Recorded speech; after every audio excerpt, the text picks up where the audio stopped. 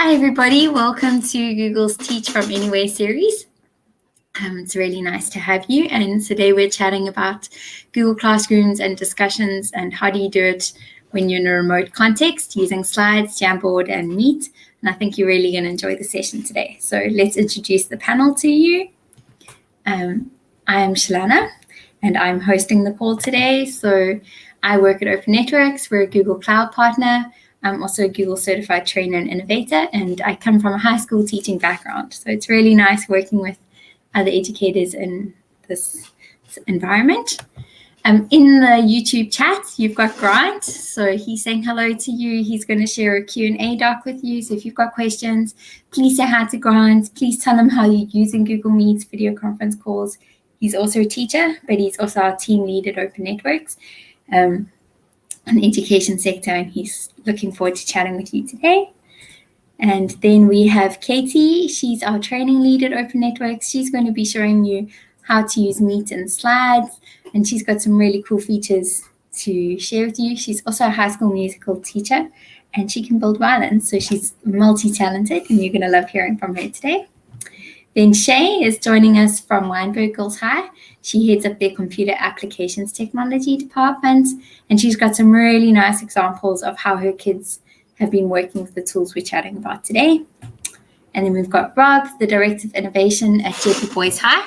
It's one of the oldest schools in South Africa, so it's got a lovely story of just real transformation and does incredible things in education.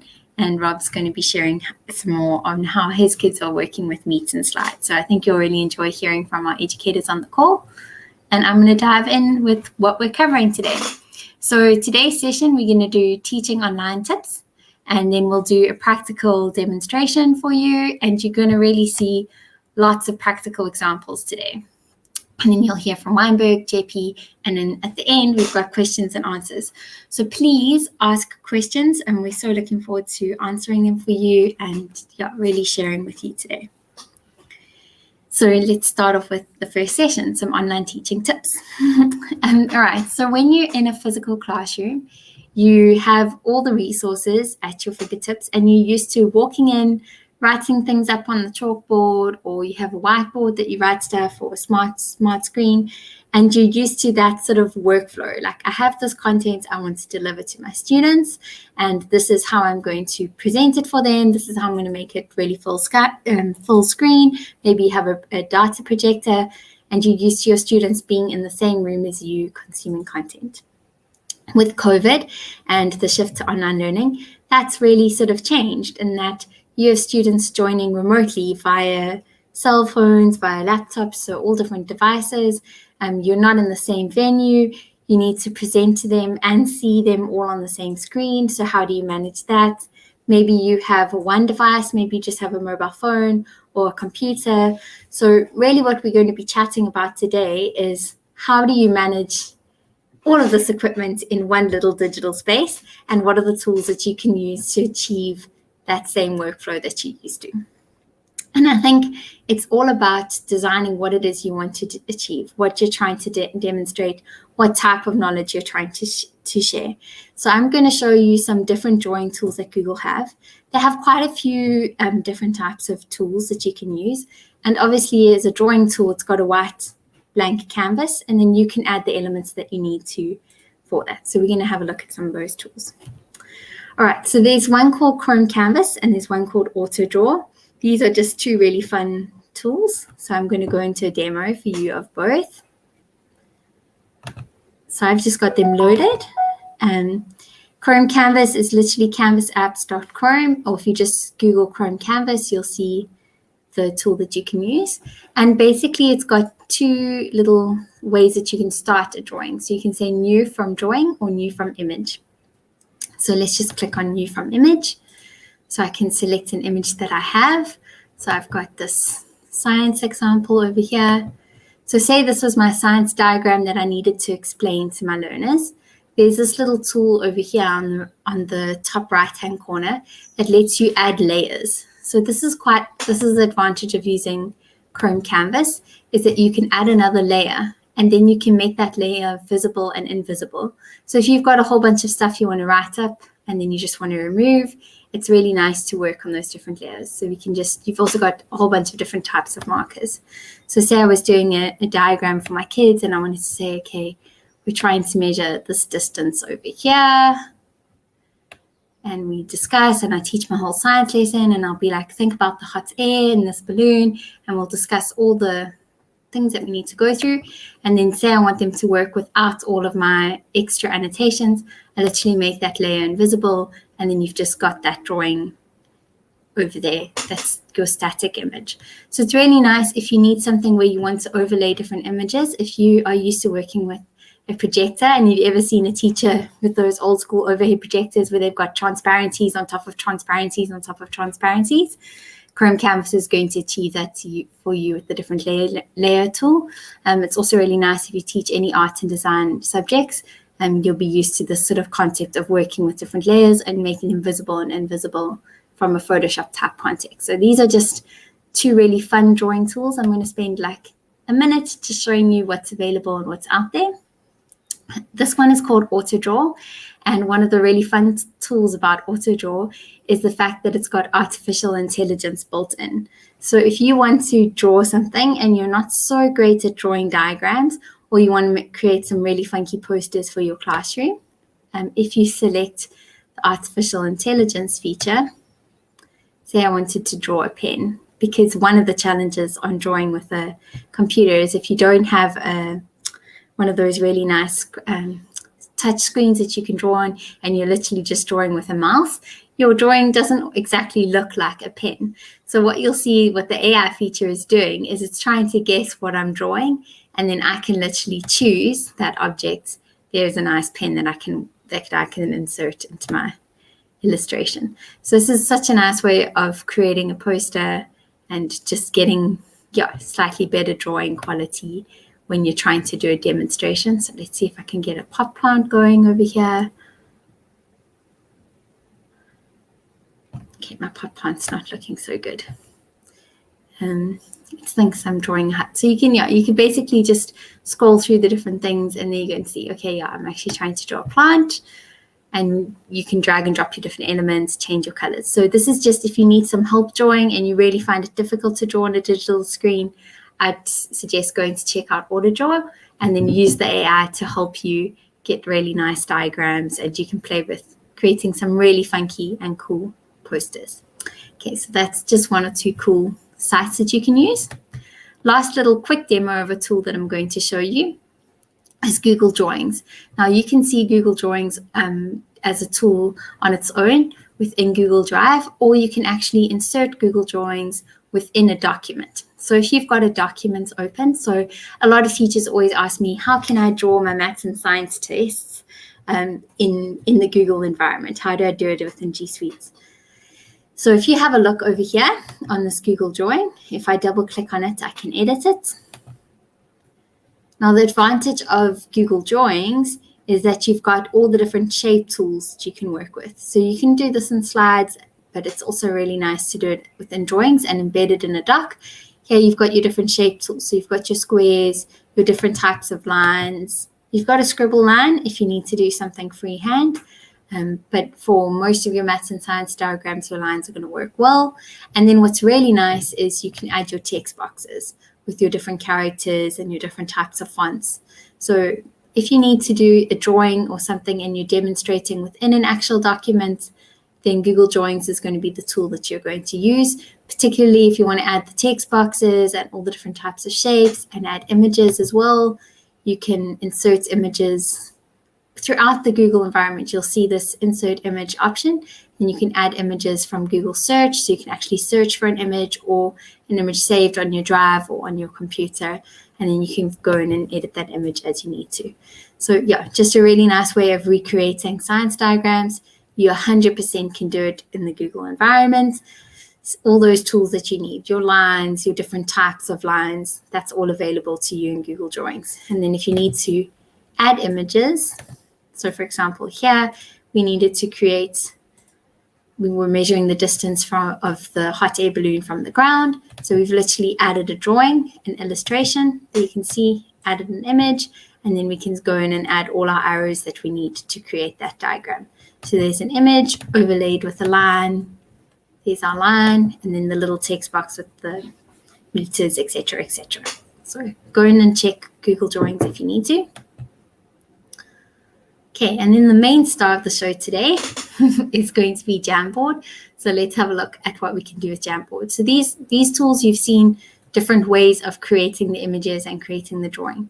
What Jamboard allows you to do is to collaborate and to add all sorts of different types of content. So if you need to start a jam, you can literally go into Jamboard. It's jamboard.google.com is the web address. And you've also got this option over here to click on a new tab, and if you go into your app launcher, you'll see Jamboard as one of the options that you can do. What I want to show you is if you're in a Google Meet, you can actually create a jam directly from there. So let's go to meet.google.com, and we can literally start a meeting.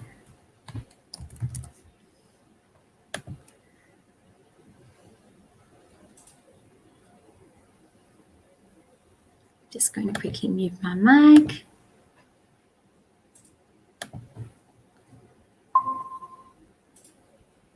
Okay, so you can add people. We've done demos of that. How do you add people to your Meet? But you've got these options over here. Is if you click on these three dots in your Meet, you've got the ability to open a jam. So if you're quickly presenting to your kids and they ask you a question, like you would be standing, walking around a class, and suddenly a question comes up and you think, I really need to illustrate this on a whiteboard, and you want to quickly pull up a discussion board like you were in a physical classroom, you just walk to the front of the class and start writing on the board. Here you can literally click open a jam, and you can say start new Jamboard or choose an existing jam that you want. So if you say start a new whiteboard, it will literally create a jam for you. If you've got other people on the call, it'll automatically pop up and ask you if you want to share that Jamboard with the rest of your learners. So I'll show you your sharing settings. I'm going to just quickly share it with Grant so that he can, if you're on the call today, he can share it with the rest of you, and you can come in and add some ideas onto this Jamboard. So if you're in an existing jam and you need to share it, you can also do that. I'm just going to maximize it. All right, so let's have a look at some of the tools that you can use. There's some really fun things that you can do. You can change the background. So if you need like a really nice graphing background, you can do this in Google Keep as well. You can do that, and then you can actually, it makes it much easier to draw different types of diagrams and illustrations. Here you've got your different markers that you can work with. So you've got, hello Grant, I can see Grant just jumped into my jam. So here we've got your different markers. You've got an eraser. You've got a select tool to move things around. You can add sticky notes. So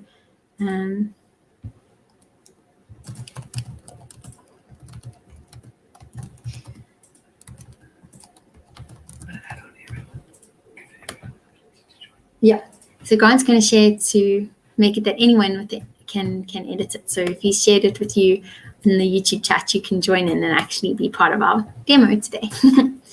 All right, so we've got this, what can we use a Jamboard for? And we can actually go in and we can add images. So let's say we were teaching science and we were doing the dissection of a frog. So let's look, search for an image.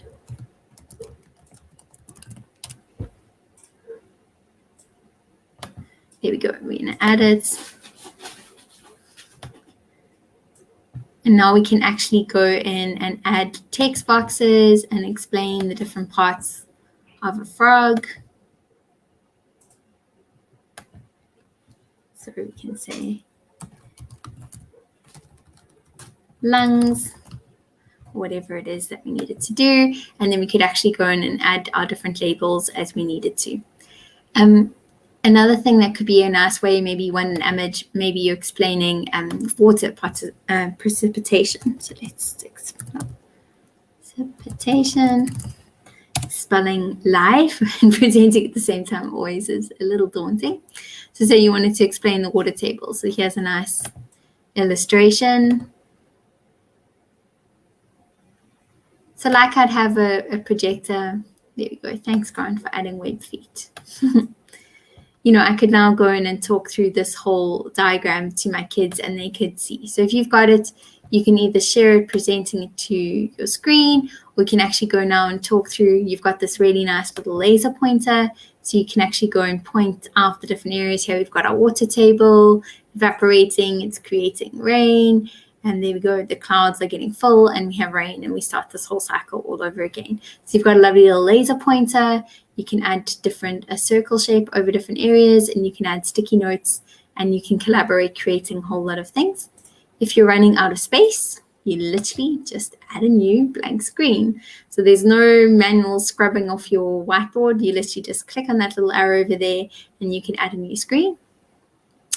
Or you can clear your frame as well, and that will remove everything you need to. You can play with all your different colors as well, switch between different types of markers, so highlighters, brush tool. It becomes quite a lot of fun. I'm going to go in and open some of my existing jams just so you can see some examples. So I'm not going to build them live. So you can have a preloaded jam that you can also add. So let's have a look at an example. We've got one over here. So say I was a language arts teacher. This was a brainstorming session that we did. So we got a whole bunch of teachers to just add in what were some ideas of how they are using Google in their classroom, and they put in all the ideas. So if you've got any sort of class discussion, brainstorming, you give everyone editing rights, and literally everyone just adds their sticky notes, and you can move them around and organize them and create all sorts of ideas. So any sort of design thinking activity that you're doing, any sort of brainstorming, Jamboard's going to be a lot of fun for you to do. Then there's quite a lot of fun. Because you can add images over here with your image tool, and you can add your little sticky notes with ideas. It's quite a nice activity. Let's use this as an example. So when you're studying a novel, it's quite a lot of work to help kids to really understand what is the main theme of that novel. And there's a nice learning activity that you can do called thematic triads. So you get kids to pick 3 top themes and 1 sentence, and they create a sentence of that. So let's say Lord of the Rings is the example. 3 themes: friendship, courage, and fighting evil. And 1 sort of sentence that sums up Lord of the Rings is great friendship leads to great deeds that defeats evil. So it's really nice. You could give each class, each person could add their own frame, and then you could have this whole collection, almost like a little book that people can flip through with all the different themes of the book that you're studying. And everyone can create their own sentence. So it's a lot of fun, and just being able to add that image creates an exciting lesson. So anything that you want to write up on your screen, Jamboard's going to be your tool to use, and then you can just have some fun with the collaborative features. So if you need to share a Jamboard, you can see that this one is shared. So anyone with the link can view. You can also go in and give people editing rights as well if you'd like them to collaborate. So you need to decide, is your class just passively consuming the content, or are they actively collaborating? So as teachers, sometimes we hold the whiteboard as I'm the only person who can write on the whiteboard. Why don't you go in and give your class editing rights and watch the fun explode into your classroom as everyone contributes ideas and shares different things that they're thinking about. So yeah, go ahead and have some fun playing with Jamboard. I'm going to be handing over to Katie. So I'm going to just switch over to Katie, and she is actually going to be explaining how she uses slides and meets. So go ahead, Katie. Looking forward to hearing from you. Awesome. Thank you so much, Elena. I think that Jamboard and Canvas and AutoDraw are all amazing tools. I myself have used them quite often in class. So we're going to take a look today at a little bit more on Google Slides, and then how we can incorporate a couple of features within that into our Google Meet lessons. So first, I'm just going to show you a really cool feature that I used quite often to engage with my class, and that is the Q&A in Google Slides. The next one, then we're going to go on to actually looking from Meet side, what is it like to present to my class? So I have this beautiful slide deck, I've created it.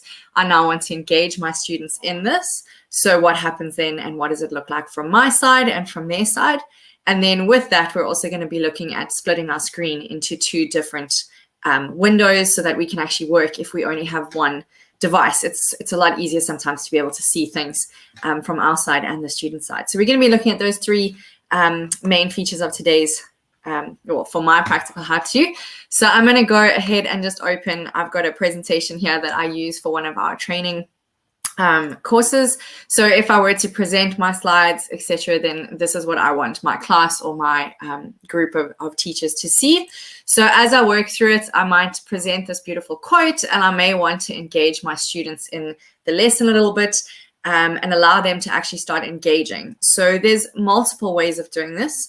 There's always the Meet chat that you can use itself. Otherwise, Slides has got a really amazing feature which you can then use as well, which is also a really cool way to engage our students. So if you've presented your screen in Slides, if you just hover and you move your mouse, you'll see that this little black bar arrives at the bottom. And these are all of our presentation tools. So you can use a little laser pointer if you don't have a nice big mouse and you want to kind of bring a little bit of attention to certain things. You can just simply click on that, and then you get this lovely pointer that can help your students just zone in on things and get their attention. And then just simply click on it to get rid of it again. The other thing that you can access is your speaker notes. So if you've set up speaker notes on your slide deck, you can have those, and then you can keep those to yourself, and you can actually see them and use them if you need them. And then the way to be able to involve our students is actually just to click on this little Q&A feature over here. And what that's going to do is it's going to bring up this little window, which is only seen by me as a teacher or as I'm presenting. So here I would need to kind of like just move it out of the way so that my students can't see it. But for now, I'm just going to leave it over here so that you can see what I'm doing. So what's really cool about this is that you can see your previous slide as well as what's coming up next, and then what my students are currently seeing. Here's a quick access to my speaker notes. So as you can see, I have no speaker notes, which is not very helpful at all. But if you have popped those in there, then you will be able to access them. And then the audience tools are our Q&A. So if I say, cool, I want to start a new Q&A session, you'll see that it comes up with this nice blue bar at the top of this little box. And it's basically saying that it's accepting questions from currently open networks. Okay, so that's obviously my company. On your side, it would be your school name and domain. And you are able to just click on that and then open it up to anyone. So if you are doing a presentation to people that are not part of your school, so maybe it's parents or something like that, you can open up this link to accept questions from anyone, which is quite useful, especially, as I say, if you're using it for parents and things like that. So if I just move this out the way quick, you'll see that my presentation now has got this ask a question at, and it's got this URL over here. So what that is if my students can go and type that into a new tab, they'll actually be able to ask me questions and make comments. So if I just click on it from my side, it's going to load a new tab, and you'll be able to see that I can then make a comment. So I could say, oh goodness, let's see. I totally feel Shalana's thing here. I can never type when I'm presenting. So let's see. I love this quote. It really speaks to me, but I am a little unsure of the last line. ... Okay, and then I can say, I can either, as a student, I can say, okay, I want my teacher to know who is asking the question. Otherwise, I can say I want it to be anonymous, and I have up to 300 characters to ask my question or make my comment, and then I will simply just click on submit.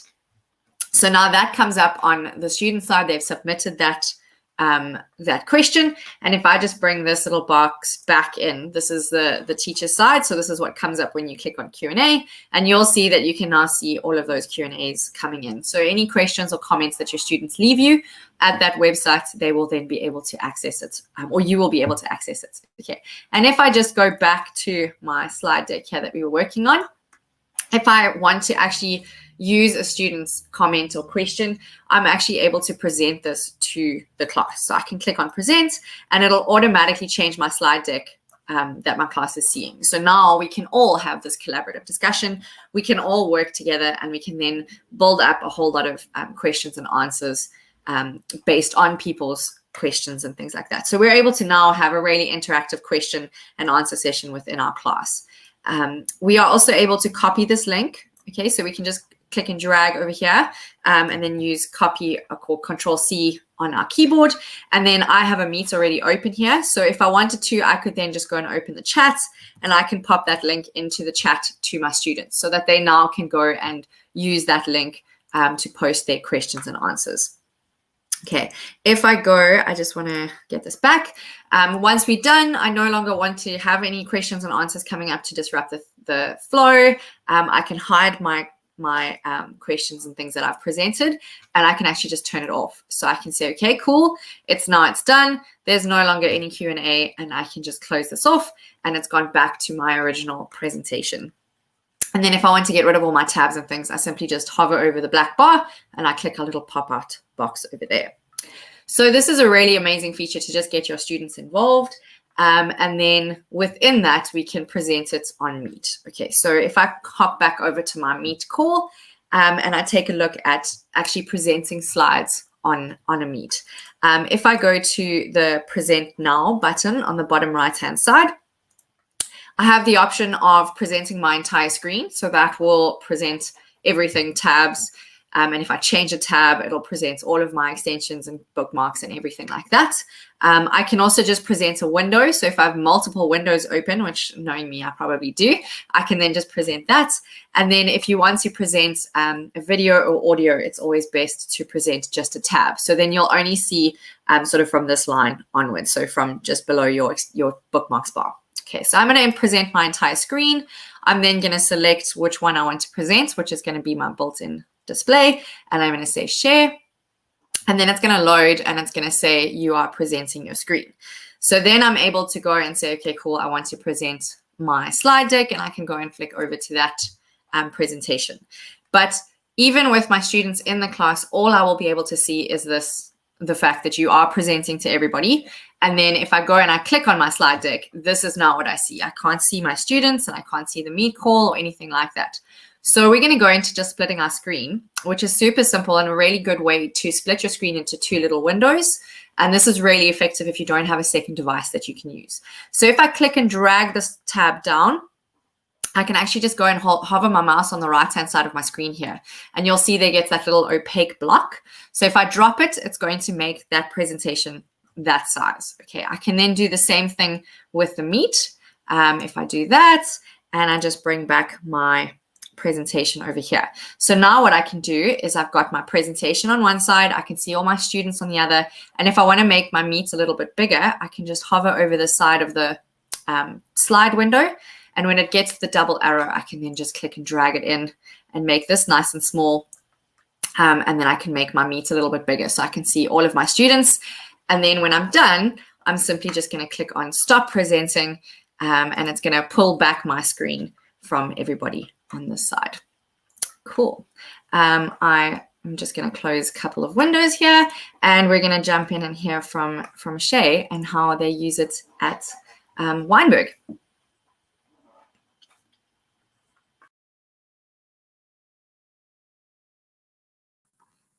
Thanks, Katie. Some really great tips there. And I'm going to be sharing our experience at Weinberg Girls. And my experience is that of a computer teacher. So I'm going to be taking you through the different ways in which I've used particularly Google Meet and some of the other Google tools to continue presenting my lessons, firstly when everyone was in lockdown, and then kind of in a more blended approach where some learners are still at home and some learners have come back to school. And so for me, when I teach computer theory, I have used Google Meet to present my lesson, and Google Classroom is our main hub. And that means that the learners are going to go to Google Classroom at the start of every lesson. And that's where they're going to find the lesson resources. When lockdown first started, our Google Meet was shared via Google Calendar, or I would post the link into Classroom. And every lesson, there was a different link. And so what really worked well for us was when Google embedded Meet in Classroom. It really was a win. For the learners, if they can follow a specific routine, they're very happy and they feel a lot more comfortable. And so our class decided that Google Classroom was the starting point of the lesson. That's where you would go every lesson, and we could then access the Meet link from there. As a computer teacher, it's very important for me to present my screen, and I wanted to create a situation that mimicked the way in which I would teach in the computer lab in general. And so in a computer lab, I would present my screen via the data projector, and Google Meet really allowed me to present my screen to every learner, and we could actually continue learning in a very similar way, but the only difference was learners were going to ask their questions via chat, and some brave learners would unmute and actually vocalize their questions, which was really great. So here's an example. When I was teaching computer theory, I would have my slideshow in Google Classroom, and I would often list the key points for the lesson. And what I've got in the red box over there is one of the key points was for the learner to know how to install and uninstall software, and particularly on a computer. What I've found generally with my learners is that they're very comfortable and they're very confident in using their smartphone. They know how to install software, they know how to uninstall software, but they don't actually know how to do that on the computer. And so we would start with the lesson notes, and they would look and see what they were expected to understand. And so the first thing we'd look at is you can't just delete an icon off your desktop. That's not going to remove the computer program from the computer. And they would learn the term add or remove programs. So they need to know, okay, I need to go to add or remove programs to uninstall the software, but actually, how am I going to do that? And so with Google Meet, because I could present my screen, I could take them through the process of typing in what you're looking for, clicking on the different parts in your control panel, and showing them physically how they would do that. I find generally when they're able to see something, they're more likely to remember it. And it really just adds to the teachings, especially for theoretical concepts. Another thing that I really enjoy doing in my classroom is recapping previous knowledge, whether it's a topic that we looked at the previous year and now we're building on their knowledge of that particular topic, or if it's a previous lesson and I'm wanting to see what they understand. Generally, I've found when marking learners' formal assessments, they score quite poorly in the theory section of work. And what I have found works quite well is just testing them. First, we'll start with something simple, a Kahoot, a Google form, a quizzes, and it just helps me to see what they're understanding, what they're not understanding, and I can then build it into the lesson. When I choose tools, I generally enjoy using things that are going to share well with Google Classroom. And so all three of these tools I can share in Classroom, and if I show you on the next screen, you can see that it builds it into the lesson. I've given, so something like this is quizzes. I've given the learner the option to connect via the mobile link, so on their phone, or the web link if they're using their computer. And the learner can then answer those few questions, and I'm able to gain some immediate feedback. Who's actually struggling with this content the most? If only 2 or 3 learners are struggling, I could have a separate class meet to go through content with those that are struggling. If the entire class is struggling, I know that I've not met my objectives for the previous lesson, and I can go back and try a different way of explaining the content. So those tools have really been invaluable, particularly with teaching computer theory. For teaching computer practical, it's a lot of demonstration. And as I said earlier, I'm presenting my screen.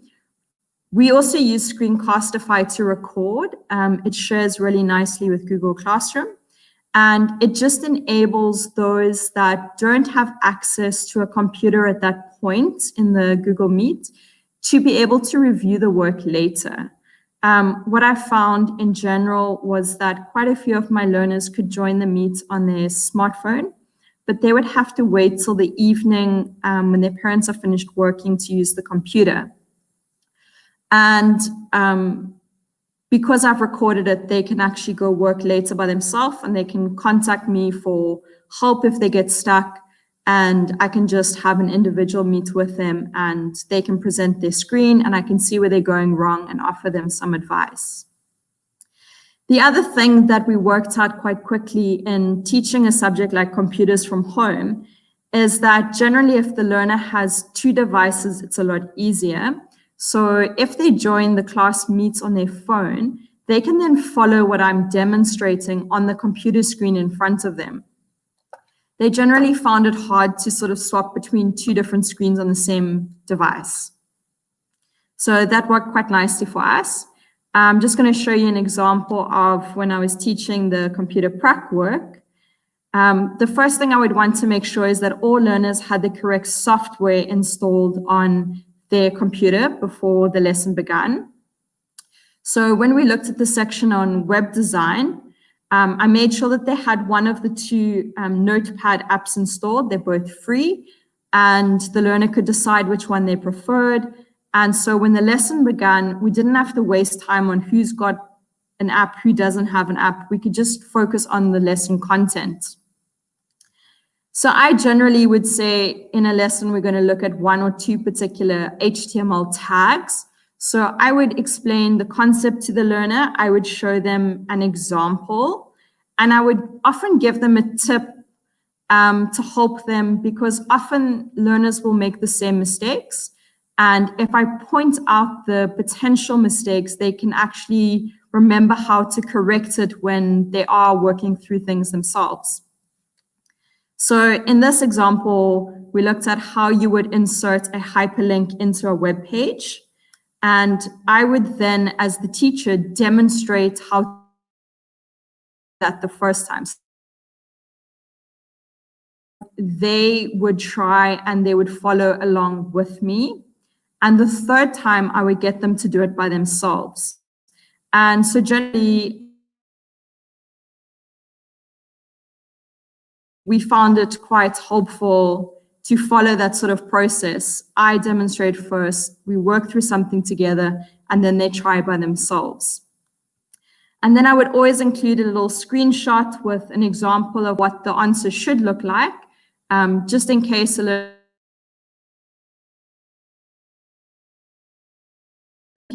comma being left off, has a quotation being a single quotation or a double quotation. So that's what we're often looking for there. Snaplify offered its service to all schools in South Africa, the textbooks available online. And one of the things that was helpful was some of our learners were not able to come back to school to fetch their textbook. And so they were able to download this app and sign in with their Google account, and they could access the class resources. We also had some data files that were shared with learners via Google Drive, and it allowed us to continue the learning. The last thing I want to share is in my subject, the learners complete a research project over the course of the year. And this year, our topic was online collaboration tools.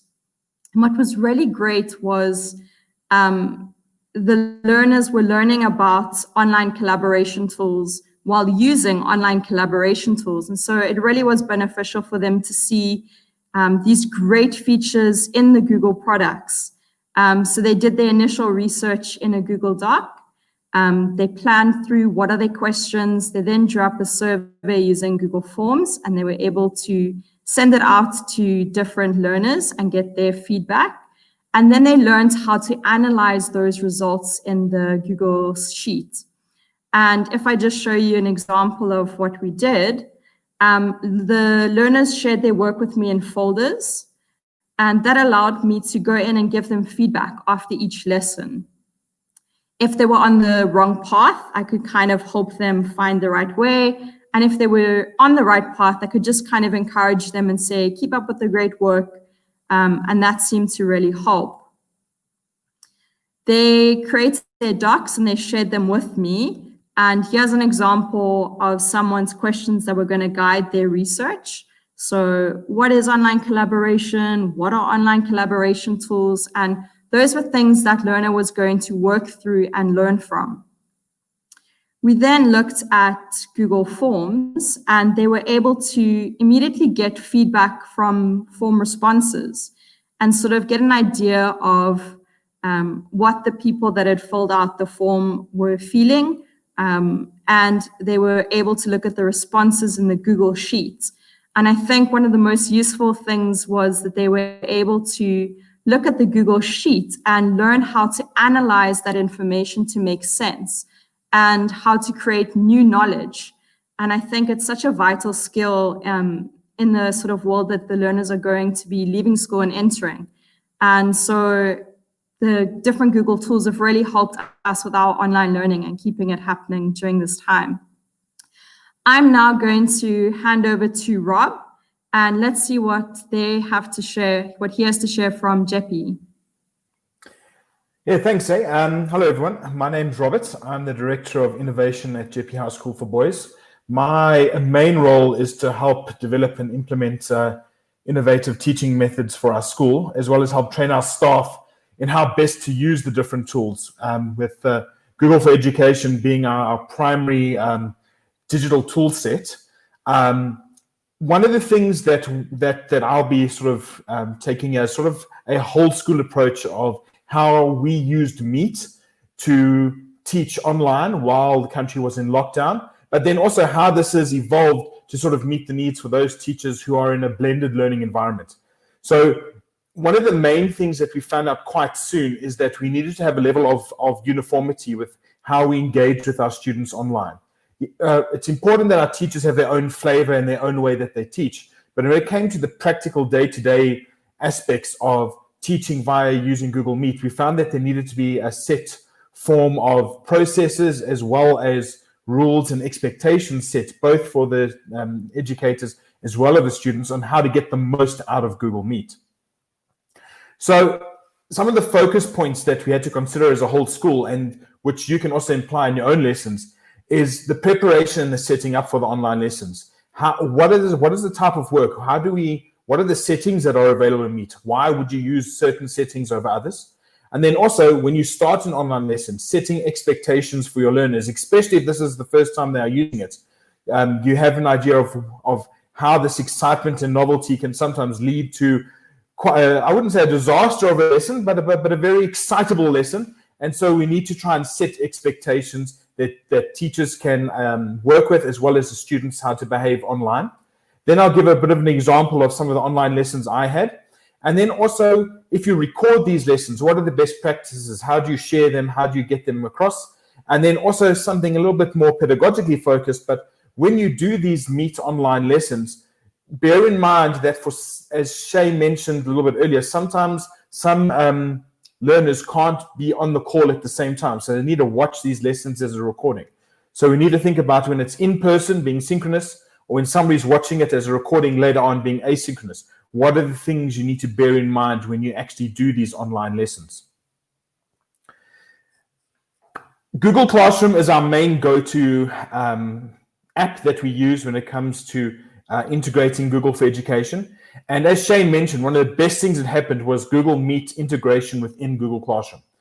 One of the things we set out is that all Google Meet online lessons has to come through the individual class found in Google Classroom. So the Meet code that is generated within Google Classroom. This just allowed a simple process for students who in the beginning were a little bit unsure, which Meet code am I using? How do I get there? What do I click?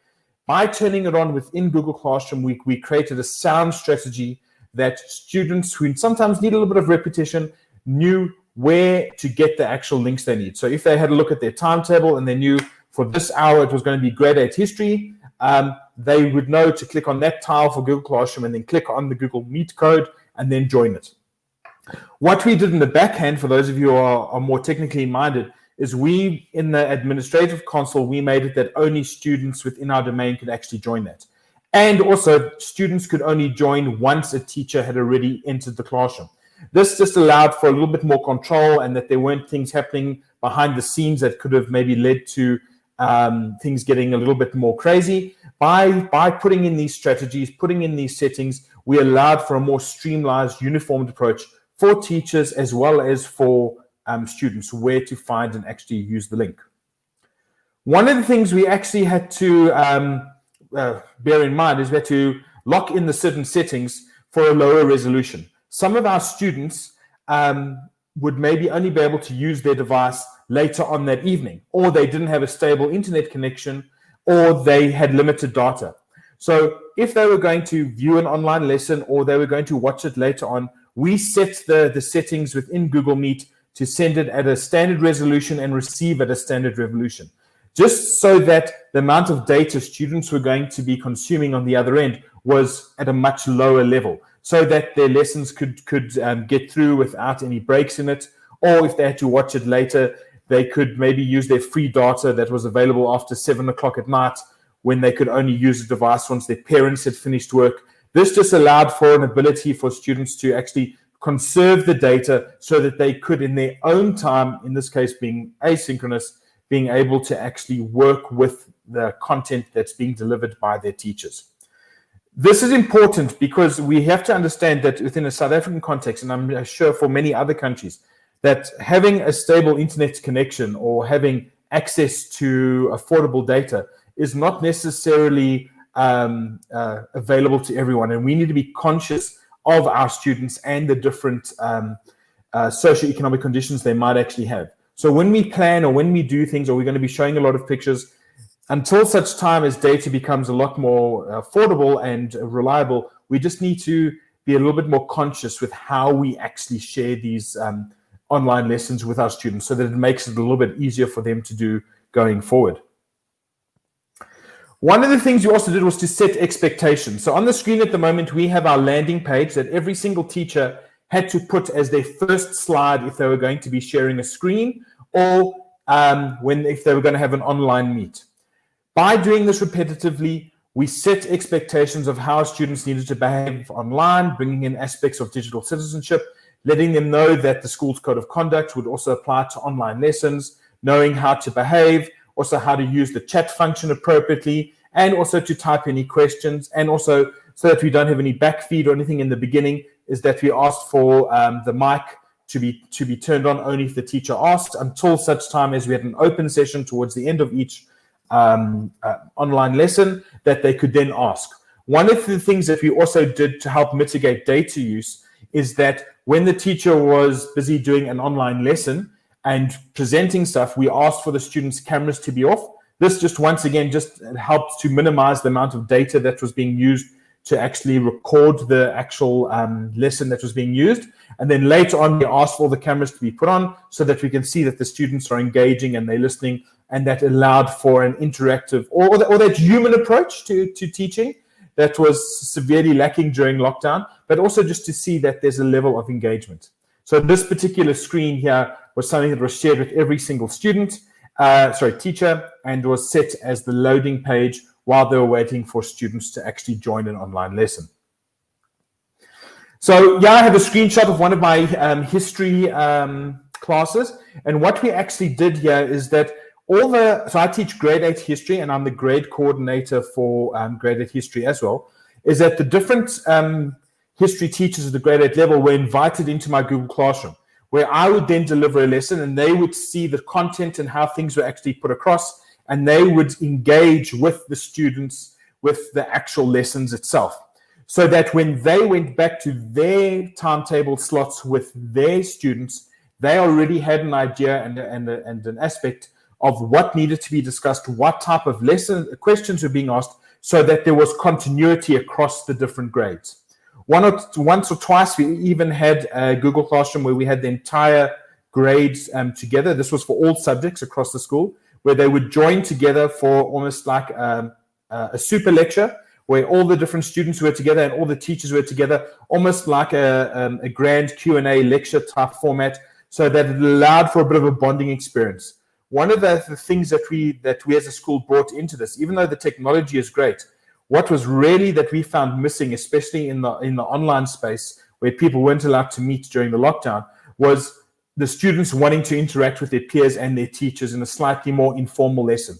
So having these grand online lessons sort of allowed for that human dynamic within it. And this was like our whole school strategy that we implemented while using Google Meet. If we couldn't be together physically, we could at least engage in an online video format so that the students could actually be part of that. We actually found that some students who were struggling with data would still watch the individual content lessons late at night, but they were quite prepared to use data for these type of lessons to have that human engagement. And I think that's something we need to always remember and put into perspective when we're doing online or blended learning, is that we must never forget this human dynamic.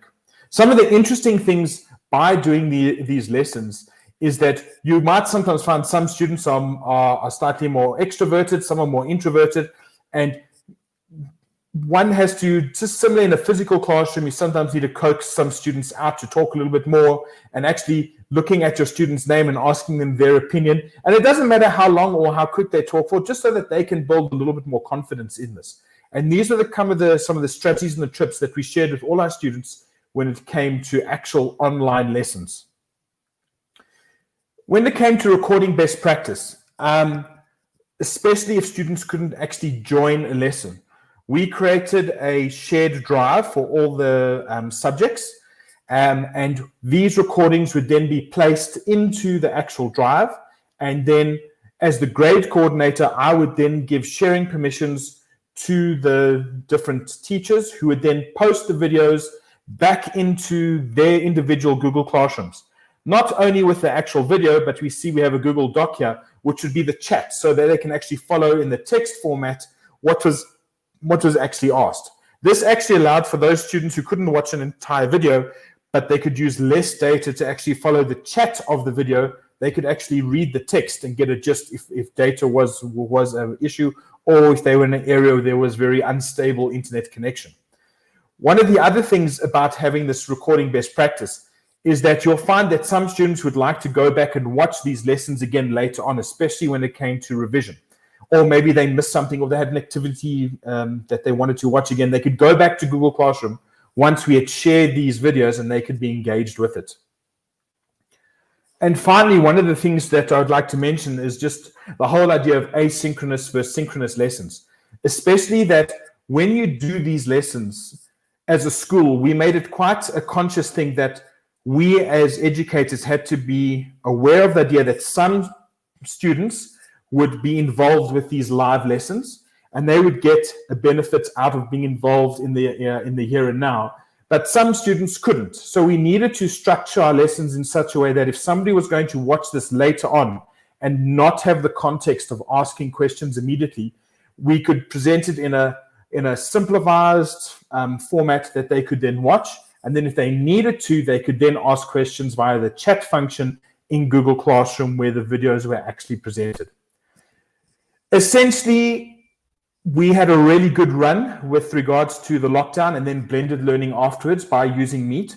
Having a whole school strategy just allows for a much more streamlined, simplified process. And with that, I'd like to pass on to Shalana for questions and answers. Cool. Thank you so much, Rob and Shay and Katie. It was so lovely hearing from you today. So we've had some questions on the YouTube chat, so I'm going to just answer them. So Katie and Shay and Rob will be joining, so they can also just contribute where needed.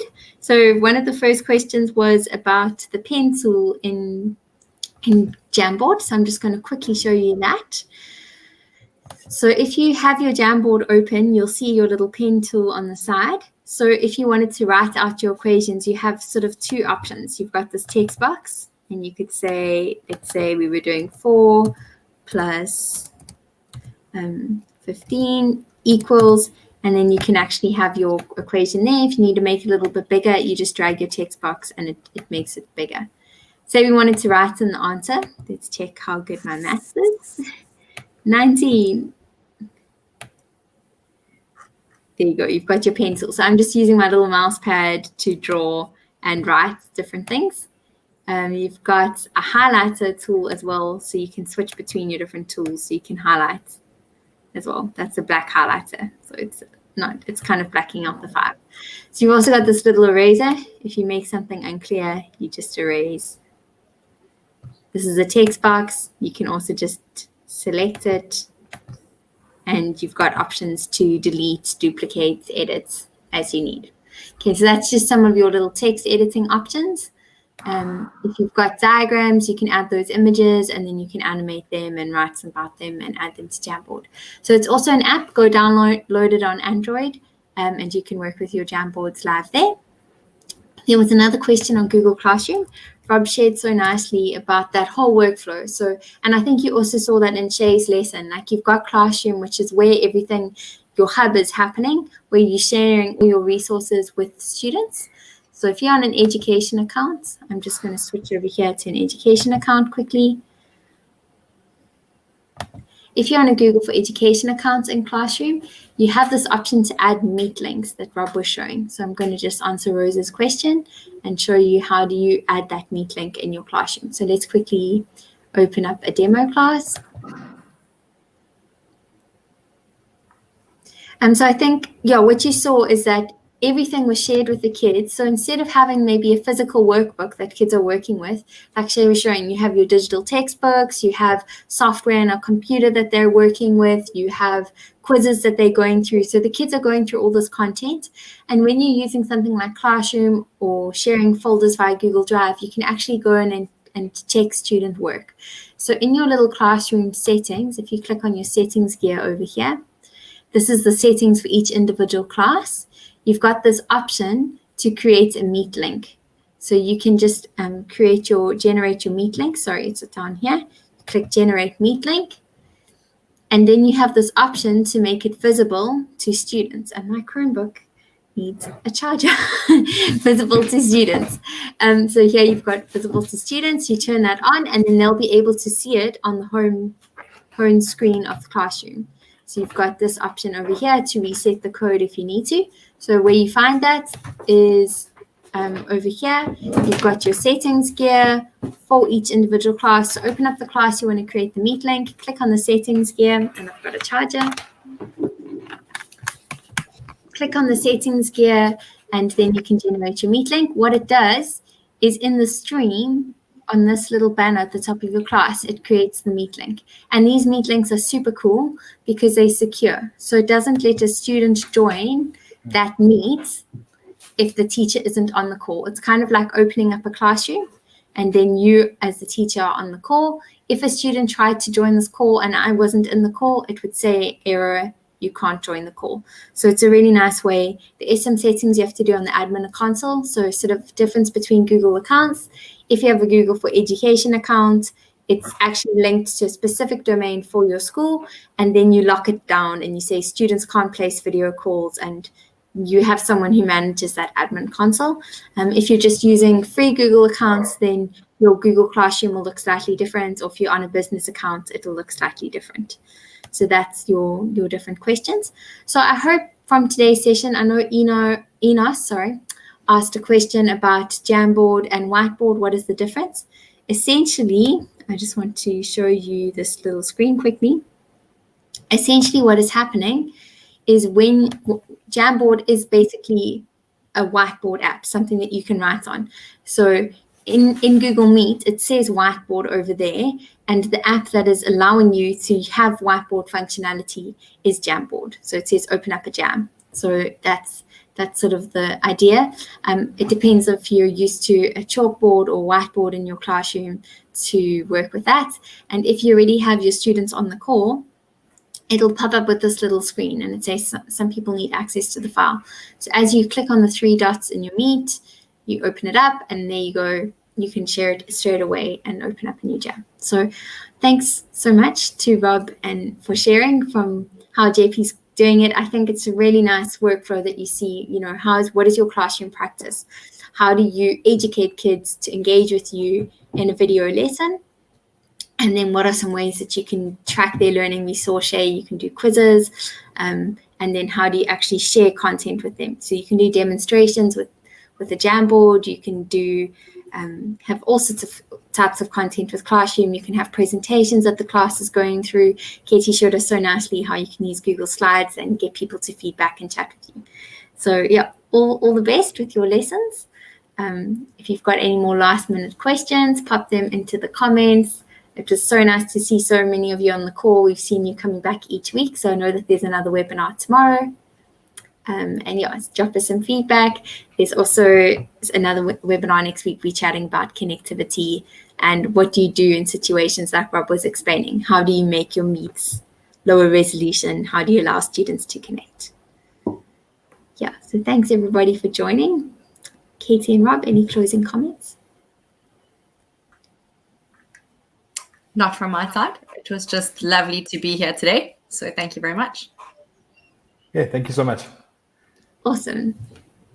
Yeah, so thanks everyone. Hope, Rose, that you enjoy connecting with your kids on Google Meet.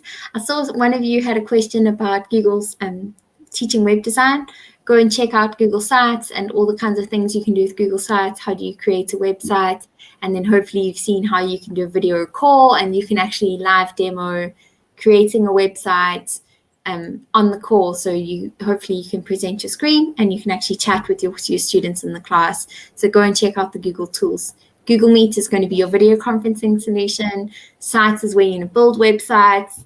And then Google Drive is where you're going to share content, Classroom, share it with your class, save content. So yeah, good luck. Shay,